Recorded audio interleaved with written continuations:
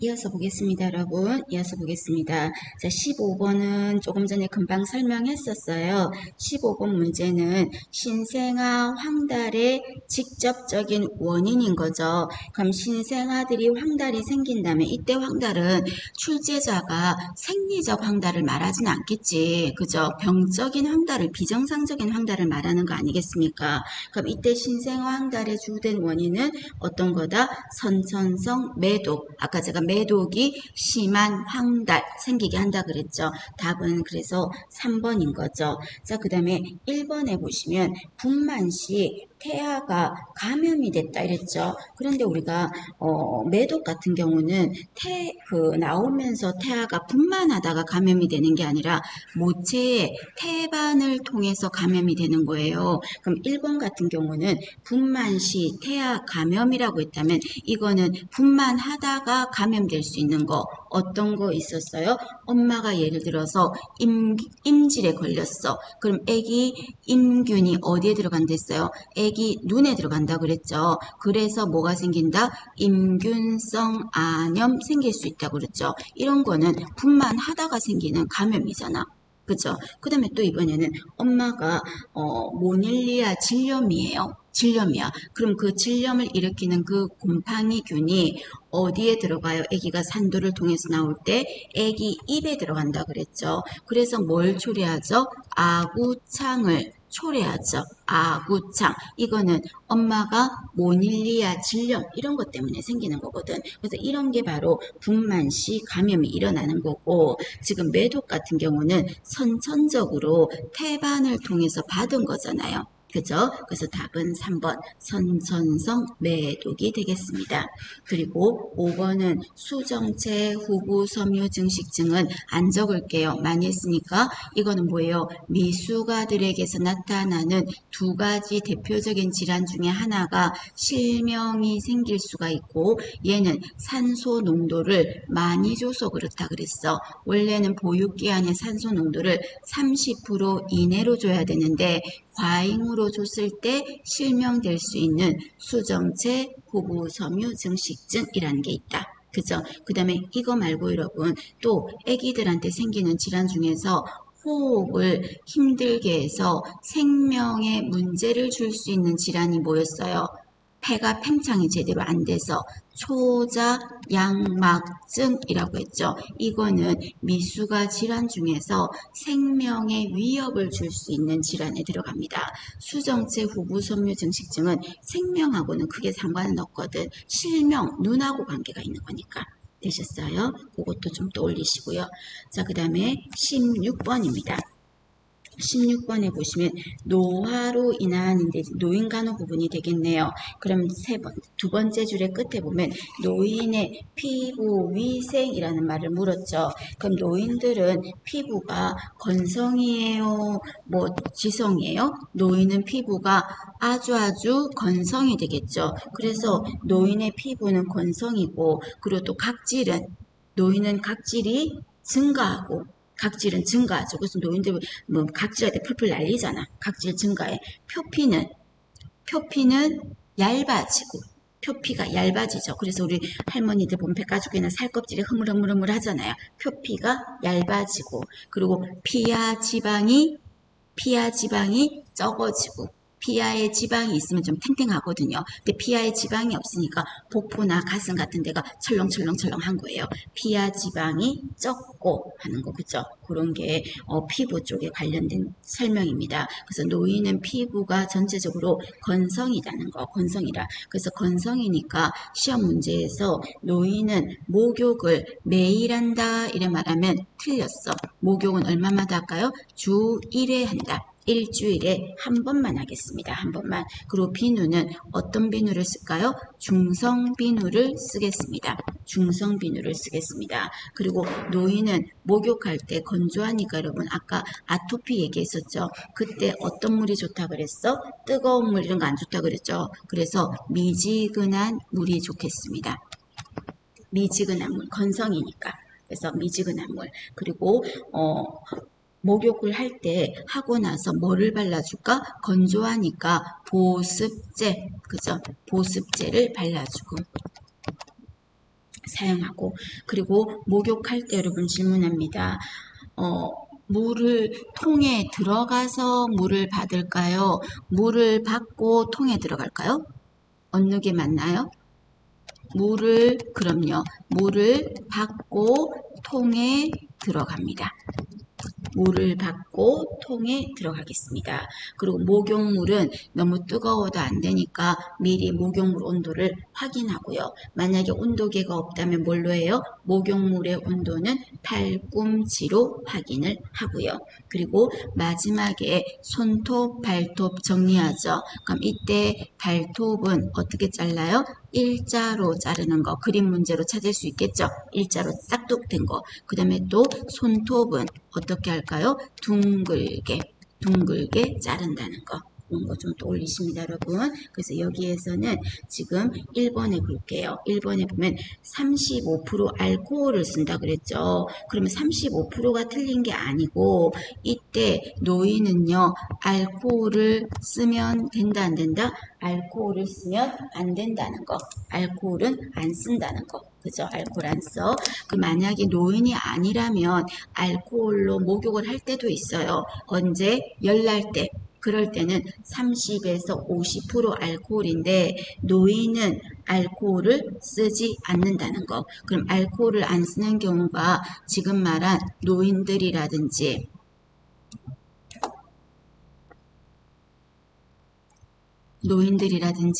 또는 피부병 환자 또는 개방성 상처, 벌어진 상처 있죠. 쓰라려서 안 되겠죠. 그리고 가장 대표적인 욕창 이런 데 알코올 안 쓰는 거죠. 그리고 또 안 쓰는 건 뭐가 있다? 중요하죠.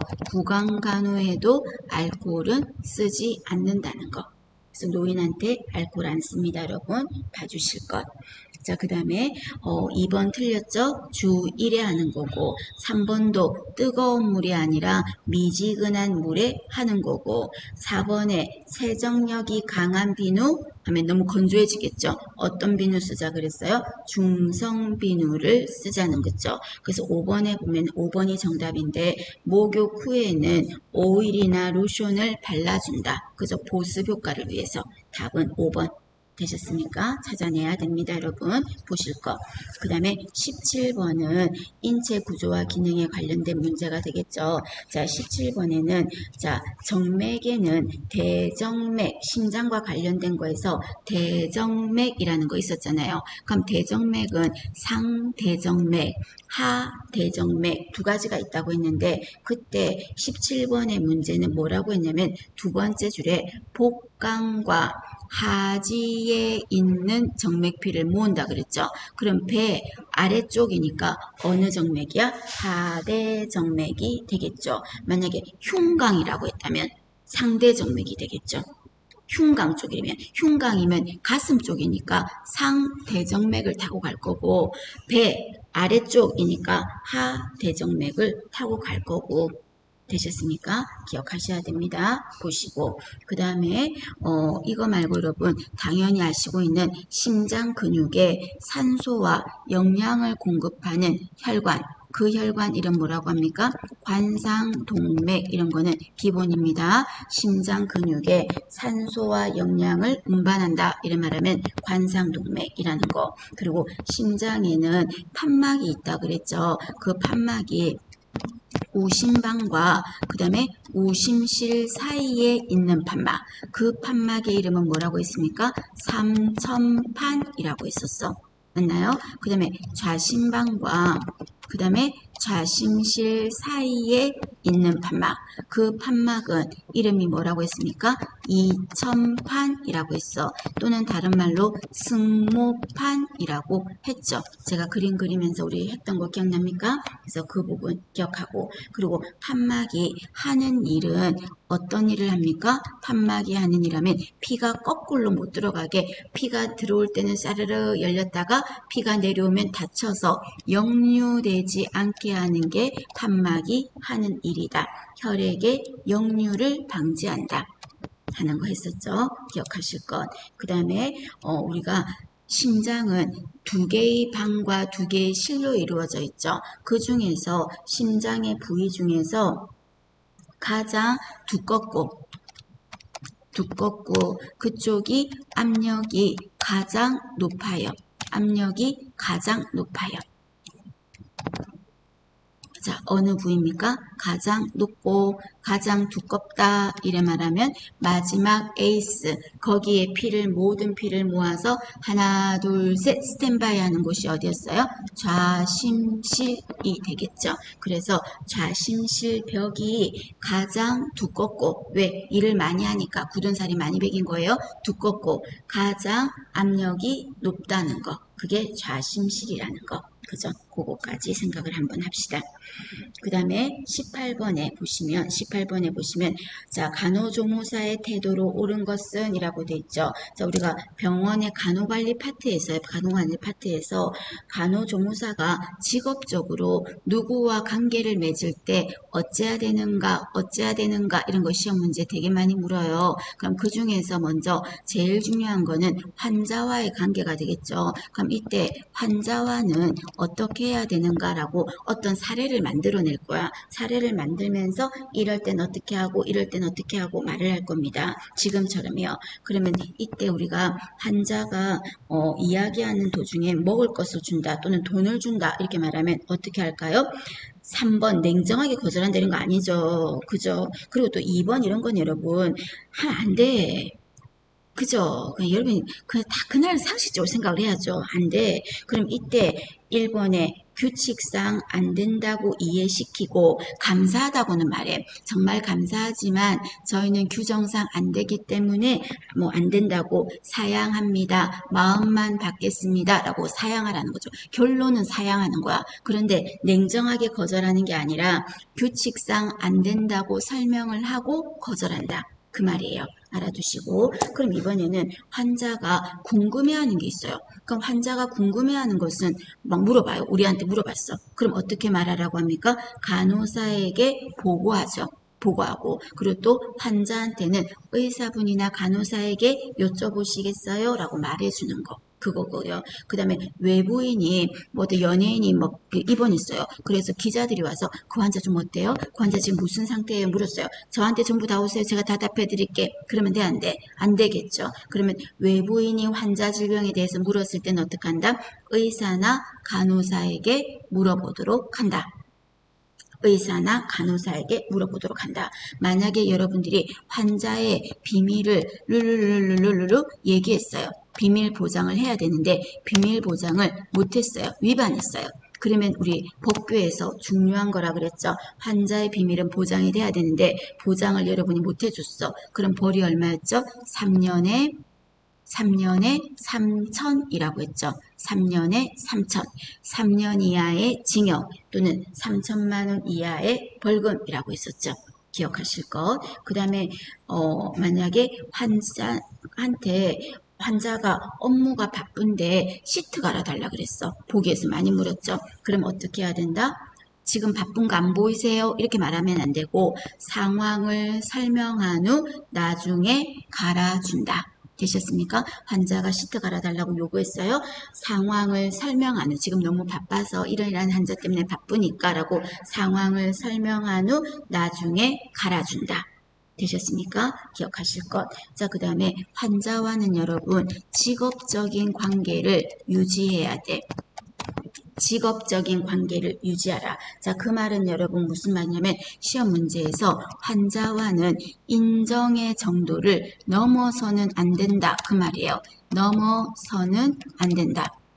그러니까 환자로서는 참 측은하고 안 됐잖아요. 그런 따뜻한 마음은 좋아요. 근데 그 이상 너무 오버해서 건너뛰면 너무 안 된다는 겁니다. 그래서 어느 정도는 너는 환자, 나는 간호조무사 그 관계의 선은 넘으면 안 된다는 거예요. 그래서 보기에서 인정 정도를 넘어서는 안 된다. 그 말은 선을 넘어서는 안 된다. 그 말하고 똑같은 거예요.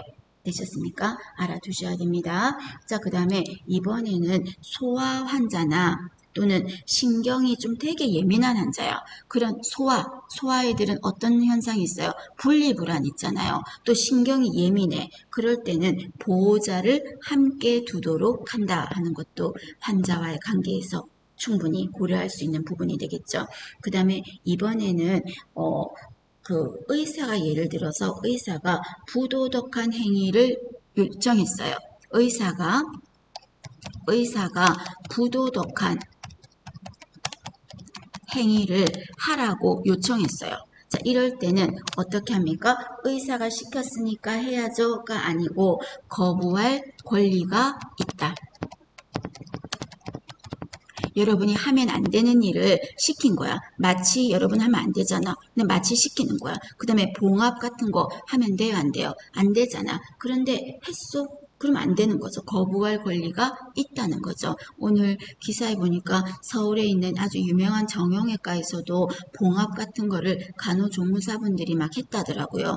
그런 일이 참 의외로 있을 거거든요. 근데 어쨌든 뭔가 하면 안 되는 행위를 시켰을 때 우리가 하면 되는 거, 안 되는 거를 정확하게 알면 내가 직업적으로 만족감도 느끼고 법적인 책임 한계도 피할 수 있고 하는 게 윤리강령에서 했지 않습니까? 거부할 권리가 있다. 그 말입니다. 그 다음에 또 중요한 것 중에서 여러분 간호사와의 관계 있죠. 간호사와의 관계. 자, 간호사와의 관계에서는 여러분들이 좀 여러 가지가 좀 있을 수 있는데 이때 이런 말 맞을까요? 틀렸을까요? 지시된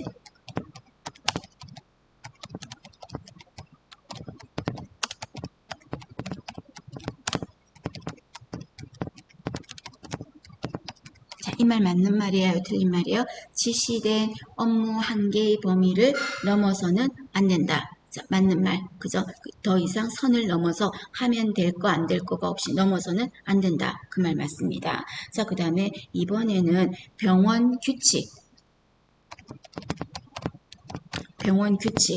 또는 이런 거 병원 규정 이런 거 설명해 주는 거 이거 될까요? 안 될까요? 이거는 돼. 병원 규칙 같은 거 설명해 줄 수 있어. 그 다음에 이번에는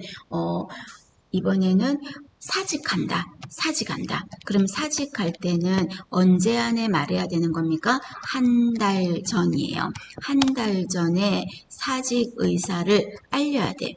의사를 알리고 그 다음 말 후임이 정해진 다음에 떠나라는 거죠. 다음에 떠난다. 그래서 한 달 전에 말했으니까 아직 안 구해줘도 모르겠습니다. 그냥 가지 말고 후임이 정해진 다음에 떠난다 하는 거 알아두시고요. 자, 이번에는 근무 시간을 변경하고자 해요. 내가 대인데 이브닝으로 좀 바꾸고 싶어요. 니하고 내하고만 약속한다고 된다 안 된다? 안 되는 거죠. 그럼 언제 말해야 될까요? 이거는 가능한 한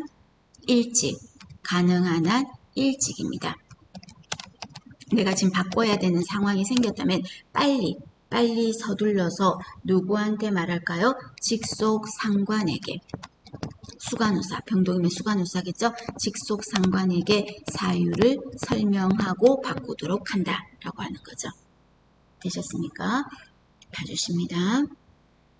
자, 그 다음에 19번에 보시면 세 번째 줄에 볼까요? 세 번째 줄에 노인 환자 수술하고 나서 가장 흔히 올 수 있는 합병증이죠. 노인에게 가장 많은 호흡기 질환이 뭐다? 무기폐예요. 무기폐. 그래서 노인 환자 하면은 무기폐가 가장 많아요. 그래서 이 무기폐는 수술하고 나서도 가래, 분비물이 제대로 안 나와서도 생기는 거죠. 그리고 노인한테 가장 많다. 무기폐 기억하셔야 됩니다. 봐주실 것. 자, 그 다음에 20번에 보겠습니다. 자, 20번에 보면 인체 구조와 기능 문제가 되겠죠. 자, 인체 기관 중에서 담즙과 담즙 어디서 나와요? 간에서 나오는 거죠. 그럼 간에서 만들어진 담즙은 하는 일이 무슨 일을 해요? 지방 소화를 도와주잖아. 그죠? 그러면 간은 담즙을 만들어서 지방소화 내한테로 음식물이 넘어오면 지방소화 도와줘야지 하고 기다려도 간으로 음식물이 지나갑니까? 안 지나갑니까? 안 지나가. 그럼 음식물이 지나가는 경로는 어디로 지나가는 거예요? 구강으로. 그리고 또 인두로. 그리고 또 식도로. 그죠? 지나가. 그리고 어디에 저장돼? 위에 저장돼. 그리고 소장 어디로 가요? 십이지장. 그리고 공장. 그리고 회장 이리로 가는 거죠. 거기서 소화액이 막 영양분을 흡수하고 다 할 거야. 소화를 시킬 거야. 그리고 나서는 필요 없는 찌꺼기는 뭐로 나가야 돼요? 덩으로 나가야 되겠죠. 그러면 덩을 만드는 곳이 어디야? 대장이죠. 그럼 대장 하면은 맹장, 그 다음에 결장, 그 다음에 직장 해가지고 변이 마렵다 하고 변이를 느끼는 부분이 어디예요? 직장이잖아. 그럼 여기서 변이 마렵다고 느끼면 항문을 통해서 나오는 거가 되겠죠. 지금 여기가 음식물이 지나가는 루트라고요. 이런 쪽으로 음식물이 지나가는 거예요. 자, 그런데 여기에 간이 있어 없어? 없잖아요. 그렇죠. 그러면 간은 만들어진 담즙이 자기한은 필요가 없어. 자기는 만들었지만 필요가 없다고 음식이 안 오니까. 그래서 자기는 필요 없으니까 누구한테 주겠다? 12지장한테 주겠습니다. 왜냐하면 12지장부터 뭐를 하는데요? 본격적인 소화가 이루어질 거거든요. 위는 저장되는 곳이니까. 그래서 12지장한테 간은 담즙을 던져주는 거죠. 나 필요 없다고. 나 필요 없으니까 담즙 너 가져가라 라고 주는 거죠. 그러면 12지장이 오케이 하고 받아서 지방 소화에 12지장이 이 담즙을 사용을 하겠죠. 그 다음에 췌장 있죠. 문제에서. 자, 췌장액이라고 했는데 췌장액 하면 뭐가 들어가는 거예요? 아트리가 들어가겠죠. 췌장 하면은 소화액 아트리 만들어지잖아요. 아밀라제, 트립신, 리파제. 이거 만들어지잖아요. 그런데 췌장은 탄수화물 소화시키는 아밀라제, 단백질 소화시키는 트립신, 지방 소화시키는 리파제 만들어서 기다리고 있어도 췌장으로 음식물이 들어옵니까? 안 들어옵니까? 안 들어와. 그럼 안 들어오니까 아틀이 필요 없잖아요. 필요 없죠. 그럼 필요 없으니까 다른 사람한테 주지 뭐. 아껴서 뭐 하려고요. 그래서 아트리를 누구한테? 본격적인 소화를 시키는 누구한테? 12지장한테로 주는 거죠. 그죠? 그래서 이 문제는 담즙과 췌장액이 함유되는 부위는 아마 이 말은 어디서 만나서 12지장한테로 준다는 거야. 12지장한테로. 그래서 만나는 부위가 어디서 준다고요? 12지장한테로 주는 거죠. 12지장한테로 가서 만나서 12지장한테 여기서 이거를 쓰라고 주는 거죠. 그래서 함유되는 부위는 12지장. 그 말이고요. 또는 다르게 말하면요. 담즙이 지나가는 길 담관, 총담관과 그 다음에 췌장액이 지나가는 길 췌관, 체간이 공동으로 어렵게 말하면 공동으로 개구되는 부위가 어디냐 이렇게 말할 수도 있어요. 자, 담즙이 지나가는 담관과 췌장액이 지나가는 체간이 공동으로 개구된다는 말은 어느 한 곳에서 합류한다는 말이에요. 공동으로 열려있다 이 말은 어느 한 곳에서 합류돼서 만난다는 거죠. 그 만나는 장소가 어디라고요? 12지장이 되겠습니다. 12지장이 되겠습니다. 그래서 이 담즙을 만드는 간하고 아트리를 만드는 췌장은요. 직접적으로 음식물이 지나가는 길은 아니지만 소화액을 만들어서 소화에 관여를 하니까 공로상을 줘서 간하고 췌장은 어디에 속한다? 야, 너 소화기계에 넣어줄게 해서 소화기계에는 들어가요. 소화기에는 들어가지만 음식물이 지나가는 길은 아니다. 그 말입니다. 되셨습니까?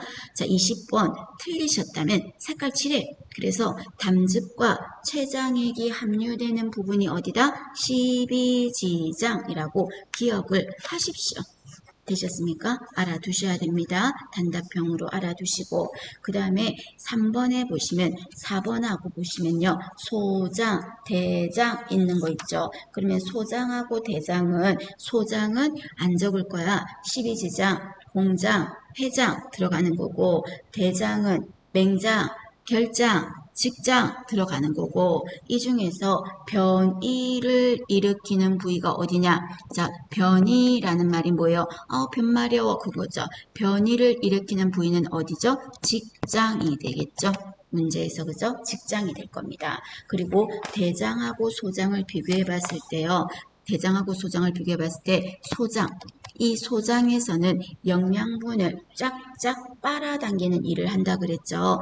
영양분을 쫙쫙 빨아당길 거야. 그럼 쫙쫙 빨아당기려면 그 안에 소장의 주름이 밑으로 그냥 길게 되어 있으면 밑으로 내려가거든. 그래서 쫙쫙 빨아당기고 머금게 하려면 주름이 옆으로 젖어 있어야 돼. 그래서 참고로 횡주름으로 소장은 되어 있어요. 그러면서 안에 있는 영양분을 쫙쫙 빨아당기기 위해서 소장에만 있는 게 뭐가 있다? 육모라는 게 있죠. 기억하셔야 되겠죠? 소장에는 뭐가 있다? 육모가 있다. 그래서 영양분을 흡수에 관여를 한다는 겁니다. 그리고 소장은요, 길이가 엄청 길어요. 길이가 길다는 거. 길이가 길어요. 길이가 길다 하면은 소장입니다. 대장은요, 길이가 아니라 굵기가 길어요. 굵기가 굵어요. 대장은요. 소장은 길이가 길고요. 그리고 소장은 뭐가 있다? 육모가 있어요. 대장은 육모가 없어요. 되셨습니까? 기억합니다. 소장에는 육모가 있다는 거. 그 다음에 21번은 아까 했었습니다. 1500에서 2000cc 정상 소변의 성분이라는 거. 그 다음에 22번에 보시면 영양소에 대한 설명이 쭉 나온 거죠. 자, 그럼 이때 창상치유라고 했는데 창상이라는 게 상처를 말한다 그랬죠. 그래서 제가 상처 치유에 도움이 되는 영양소가 뭐냐 이래 말하면 상처에 연고를 발라주는 일을 하는 게 단백질이라고 했고, 그리고 이 상처가 헐어버린 상처 조직을요 재생시켜주는 일을 하는 게 단백질이라 그랬어. 그리고 또 하나가 뭐가 있냐면 비타민 뭐가 있어요? C가 그 일을 한다 그랬어요. 반드시 알아두셔야 됩니다. 상처 치유 촉진에 도움이 되는 영양소 하면은 단백질과 비타민 C가 되겠습니다. 되셨습니까? 단백질과 비타민 C입니다. 자, 그런데 이때 만약에 단백질이 너무 부족해요. 아이고.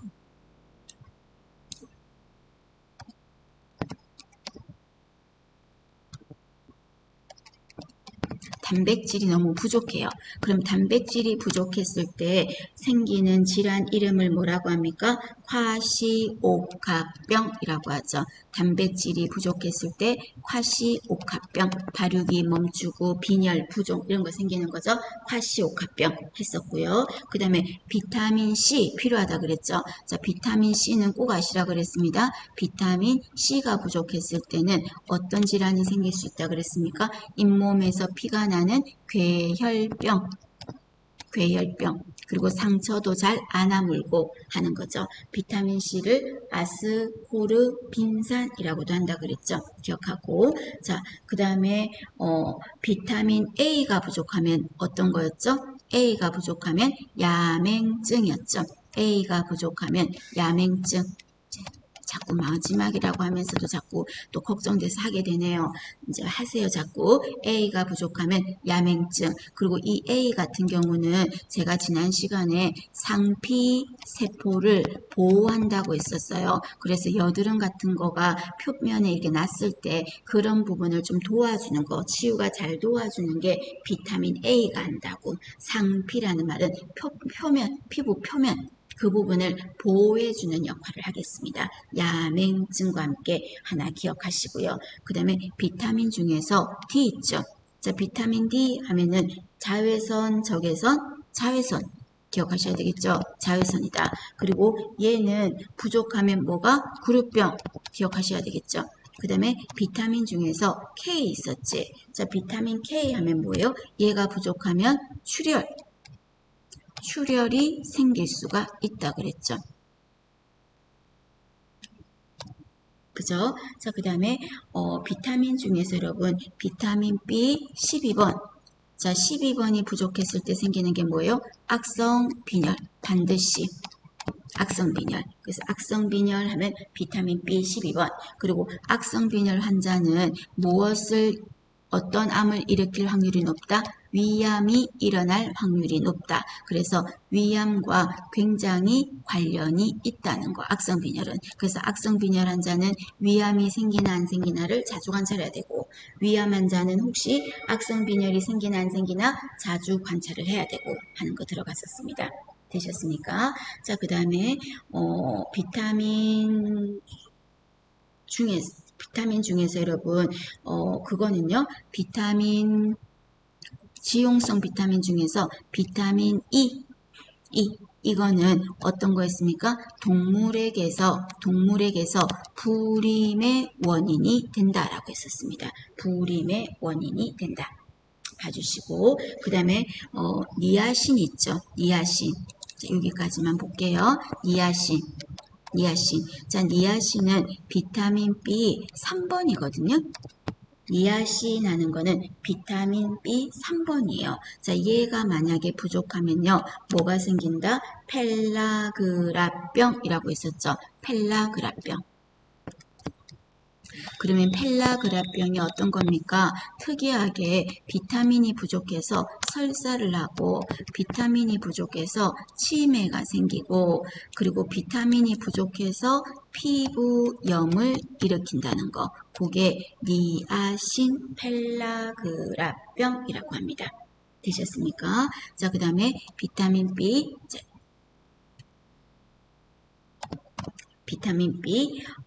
9번. 자, 비타민 B 9번이라는 말보다는 우리는 엽산이라는 말로 더 많이 기억을 하죠. 엽산.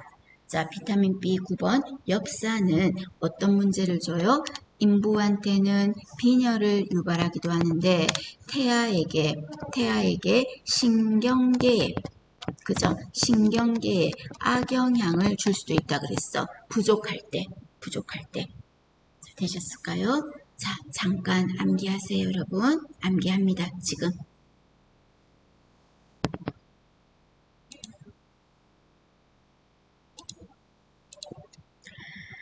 자, 되셨죠? 22번 그렇게 생각하시고요. 그 다음에 보기 3번에 보시면 탄수화물 있죠? 탄수화물. 자, 탄수화물 하면은 몇 가지만 좀 중요한 것만 하면 모든 조직에 뭐로 쓰인다? 에너지를 내는 에너지원이야. 에너지라는 말은 열량, 칼로리예요. 그래서 모든 에너지를 내는 가장 주된 영양소가 뭐냐? 이런 말하면 탄수화물이에요. 물론 지방도 하지만 탄수화물이 1인자야. 1인자 탄수화물. 에너지 내는 공급원이다 해주시고, 그리고 이 탄수화물을 소화시키는 소화액이 있죠. 탄수화물 소화시키는 소화액이 이름이 뭡니까? 침에서 나오지 않나? 침에서 나오는 프티알린. 이거 탄수화물 소화에 관여를 하죠. 또 췌장에서 나오는 거 있지 않나? 탄수화물 소화시키는 아밀라제. 요런 게 어떻게 탄수화물 소화에 관여를 한다는 거죠. 자, 그 다음에 탄수화물의 최종 분해 형태. 자, 탄수화물이 쪼개졌을 때 가장 마지막으로 쪼개졌을 때 마지막 모습은 어떤 모습이다? 알아두세요. 포도당이라는 거. 탄수화물의 최종 형태는 포도당이다. 혹시 포도당 포포포포 찾았는데 포도당이 없어. 그럼 다른 말로 글루코스라는 말도 같은 거, 그죠? 최종 분해 형태는 포도당이라는 거. 그거 봐주시고요. 그 다음 우리가 포도당에는 단당류, 다당류 이런 거 있잖아요. 자, 그런 거 자세한 거는 그냥 참고로 할 거니까 넘어가겠습니다. 그런데 중요한 거는 여러분, 단당류와 다당류 중에서 우리는 어떤 거를 줄이는 게 좋아? 어떤 걸 줄이는 게 좋아요? 당뇨 환자든 일반 사람들도 마찬가지야. 당을 빨리 올리는 단당류는 좋지 않아요. 단당류는 어떡한다? 줄이세요. 특히 노인 영양간호에서도 단당류는 줄이고요. 당을 천천히 올려주는 게 다당류라는 거거든요. 단당류는 줄이고 다당류를 늘려야 돼. 다당류를 더 먹는 게 좋아. 그래서 뭐 올리고당 이런 거 있죠. 그런 게 훨씬 더 낫다는 겁니다. 그래서 단당류는 줄이고 다당류는 늘린다. 그거 꼭 기억하실 것. 그 다음에 보기 1번에 보시면 지방이라는 거 있죠. 자, 지방. 자, 지방은 얘는 에너지를 내기도 해요. 그래서 아까 탄수화물처럼 에너지원이기도 합니다. 에너지원이기도 합니다. 자, 그리고 또 어떤 거 하냐면 신체 온도를 유지합니다. 신체 온도를. 그러니까 지방을 먹으면 여러분 별로 많이 안 추워. 온도를 유지하니까. 그리고 또 이 지방은 배가 그득하잖아요. 먹고 나면은 배가 그득하죠. 만복감, 배가 그득한 느낌이죠. 안 꺼지고. 이런 거를 관여하는 영양소가 뭐다? 지방이에요. 그래서 신체 온도를 유지한다. 요런 말 나오면 지방이에요. 되셨습니까? 그러면 이때 지방 소화에 관여하는 소화액 있지 않나? 지방 소화에 관여하는 소화액 어떤 거 있었어요? 간에서 만들어지는 담즙. 그죠? 간에서 만들어지는 담즙, 지방소화. 그 다음에 또 췌장에서 분비되는 것 중에서 리파아제 있었죠. 이것도 지방소화에 관여를 하죠. 되셨습니까? 자, 그 다음에 이 지방에서는 여러분 아까 조금 전에 단당류는 어떡하라고요? 줄이고 다당류를 늘려라 라고 돼 있죠. 그러면 이때 지방도요. 종류가 포화지방 그리고 불포화지방 두 가지가 있거든요. 그러면 이때 노인이든 누구든 간에 어떤 지방이 안 좋은 거다? 포화지방이 안 좋은 거예요. 마가린 같은 거요. 안 좋은 거예요. 그럼 어떤 거를 먹어라? 불포화지방을 먹어야 돼요. 불포화지방. 올리브유 이런 거요. 불포화지방. 그래서 여기서 키워드는 포화지방은 어떡하라고요? 줄이고 포화지방은 줄이고 어떤 거? 불포화지방을 늘려라. 자, 그거 기억합니다. 그래서 단당류는 줄이고 다당류를 늘려라. 그리고 불포화지방을 늘려라 하는 거 교통정리 해두실 것.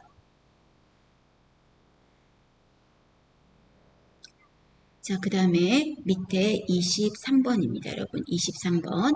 자, 23번에 보시면 재활에 대한 설명이거든요. 자, 재활이라는 건 여러분, 내가 가진 범위 안에서 최대한 내 기능을 하겠다는 거죠. 그게 바로 재활이라고 하잖아요. 그럼 이때 재활은 2번에 한번 같이 볼게요. 환자가 최대한으로 육체적, 정신적 능력을 발휘할 수 있을 때까지를 모두 포함해서 재활이라고 한다. 재활치료라고 한다. 맞는 말입니다. 그래서 2번이 답입니다. 자, 1번은 여러분 불구가 된 이후의 재활을 강조하진 않죠. 불구 안 되게 그 전에 막아야 되는 거죠. 왜냐하면 이 재활은 마지막 예방 마지노선이니까 재활은 몇 차 예방에 속합니까? 3차 예방에 들어가거든요. 3차까지 갈지 말고 1차 예방에 힘쓰면 좋겠고 1차 예방에만 힘쓰는데 그래도 안 된다면 2차 예방에서 잘 했으면 좋겠고 그래도 안 된다면 마지막에 3차 예방, 불구, 재활 이런 거가 들어가는 거죠. 답은 2번입니다. 그 다음에 24번에 보시면 수혈 시 환자가 받아야 되는 검사라고 했어요. 그러면 우리가 수혈을 한다면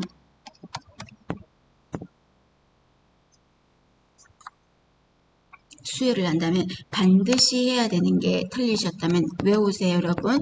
혈액형 검사 들어가겠죠. 그 다음에 또 하나가 뭐한다? 이 A라는 사람 B와 B라는 사람의 B가 궁합이 맞나 쉽게 말해서 맞춰보는 거라 그랬죠. 교차 시험. 자, 이 두 가지를 수혈 때는 반드시 한다 그랬습니다. 되셨습니까? 자, 그 다음에 우리가 수혈을 한다는 말은 헌혈을 하고 체혈을 했다는 거가 되겠죠. 이때 그러면 체혈을 해서 그걸 원료로 만들어야 되니까 최대 체혈량 한 번에 한 사람에게서 뽑을 수 있는 앞에 말 붙여 놓을게요. 한 번에 한 사람에게서 최대로 뺄 수 있는 양 자, 그 량은 자, 정확하게 외우라 그랬습니다. 얼마였습니까? 400cc죠. 400cc. 그런데 그냥 400이라고 하면 안 돼. 뭐라고 해야 됩니까? 전체 피의 400cc를 뽑아야 되는 거예요. 그래서 전혈 400이라고 해야 돼요. 만약에 이 문제에서 뭐 예를 들어서 혈소판 400 이러면 안 된다고. 왜냐면 혈소판을 400을 뽑으려면 여러분 피를 도대체 얼마나 많이 뽑아야 혈소판만 400을 뽑겠어. 그죠? 그래서 이때 그렇게 하면 안 되고 전체 피 400을 뽑아야 된다. 이렇게 말씀하셔야 돼. 끝까지. 그런데 어떤 사람은 이것보다 조금 더 뽑을 수는 있긴 있어요. 얼마까지는 되냐면요. 10%까지는 괜찮아요. 그럼 400의 10%니까 40인 거죠. 그러면 최대 얼마까지는 뽑을 수 있다? 440이요. 440cc까지는 뽑을 수가 있어요. 그래서 보기에서 절대 여러분한테 헷갈리게 400도 있고 440도 있고 그러진 않을 거야. 그래서 400이 있으면 전혈 400 그거 하시고요. 그게 만약에 없다면 전혈 440이라고 하면 되는 겁니다. 되셨습니까? 자, 그 다음에 이때 혈액은 여러분 체열을 할 때 검사를 하는 게 있죠. 체열시 검사.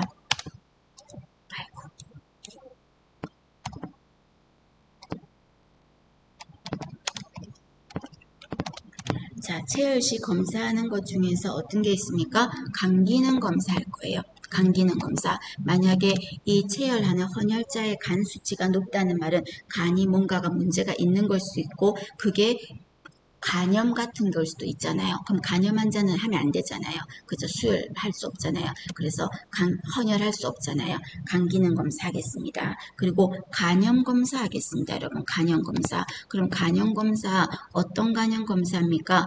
자, 어떤 거? B형 간염 하겠습니다. 그리고 또 만성적으로 갈 수 있는 C형 간염 검사 하겠습니다. 그래서 B형 간염, C형 간염 검사 합니다. A형 간염 검사는 안 합니다. A형은 홀, A, 장, 파, 세장 해가지고 수인성 감염병에 넣었기 때문에 A형 간염은 안 합니다. B형하고 C형 합니다. 그 다음에 또 헌혈했을 때 그 피를 잘못 맞으면 다른 사람한테 옮길 수 있는 게 뭐가 있어요? 에이즈라는 게 있겠죠. 에이즈.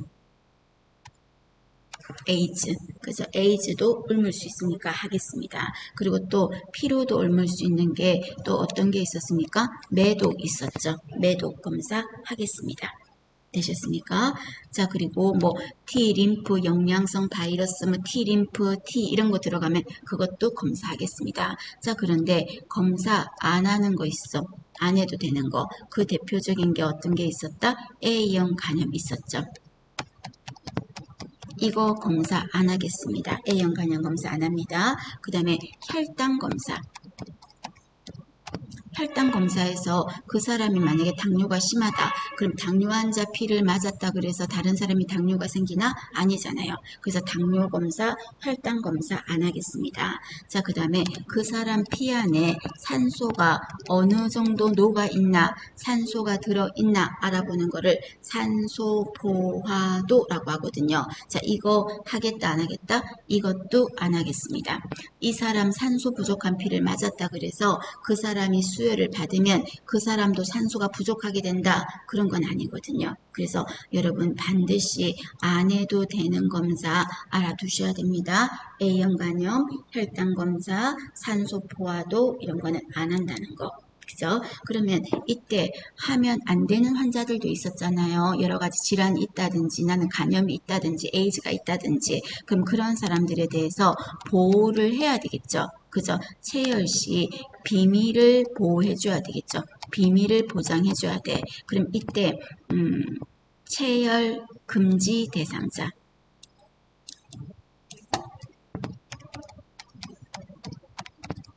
비밀을 보장해 줘야 됩니다. 비밀을 보장해야 돼. 그런데 비밀 보장을 안 해줬어. 안 해줬어. 조심하세요. 일반적인 모든 비밀은 아까 보장이 안 되었을 때 3년에 3천이었어요. 그런데 체결하면 안 되는 대상자 있죠. 이 사람의 비밀 보장을 안 했을 때는 2년에 2천이겠습니다. 2년에 2천입니다. 2년 이하의 징역 또는 2천만 원 이하의 벌금이겠습니다. 되셨습니까? 자, 그 다음에 혈액은 사는 거 돼요? 안 돼요? 안 돼요. 파는 거 돼요? 안 돼요? 안 돼. 혈액 매매 행위는 절대 금지입니다. 혈액 매매 행위는 하면 안 돼. 그런데 이 금지인데 위반했어요. 사고 팔았어요. 쉽게 말해서. 또는 사고 파는 걸 봤는데 눈 감아줬어요. 그럼 이럴 때는 어떻게 된다? 혈액 매매 행위 금지를 위반했다? 벌이 가장 커요. 그럼 벌이 가장 큰 기준이 5년에 5천입니다. 5년 이하의 징역 또는 5천만 원 이하의 벌금인 거예요. 되셨습니까? 혈액 매매 행위 금지. 자, 요거 여러분 전체적으로 보시고요. 자, 그 다음에 이번에는 수혈을 받았는데 특정 피를 받았는데 부작용이 일어났어요. 그거를 특정 수혈 부작용이라고 할게요. 그러면 특정 수혈 부작용이 일어나서요. 환자가 첫 번째 사례는 입원을 했어요. 또는 치료를 받았어요. 또는 그걸로 인해서 장애가 생기고 말았어요. 감염이 돼버렸다고. 자, 이런 경우는 어떻게 합니까? 며칠 안에 15일 이내 의료기관의 장은 신고하게 되어 있어요. 신고해야 돼요. 자, 그런데 두 번째는 수혈을 받다가 환자가 사망을 했어요. 죽었어요. 자, 그럴 때는 그냥 모르쇠 하고 있으면 안 되고 언제? 즉시 죽었으니까 즉시 신고를 해야 되겠습니다. 되셨습니까? 전체적으로 알아두시기 바랍니다.